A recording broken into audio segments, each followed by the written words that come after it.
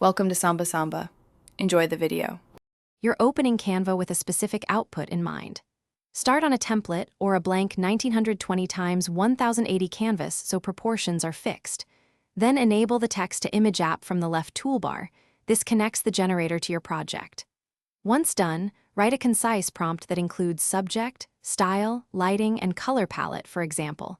Cinematic portrait, dramatic rim light, muted teal tones. You do this to control composition and reduce trial and error. Now you refine. Generate 3-5 variants so you can compare composition and detail.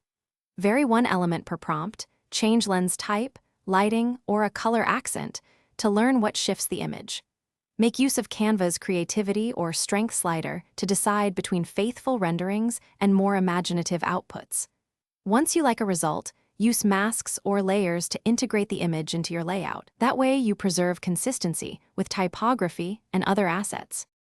Finish by placing the generated image, resizing with constraints to avoid distortion, and exporting as PNG or keeping it editable in your Canva file for future tweaks.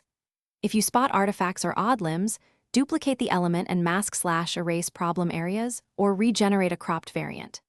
If outputs don't match your intent, simplify the prompt and add precise modifiers, specify close-up or flat lay, reduce ambiguous words, and retry.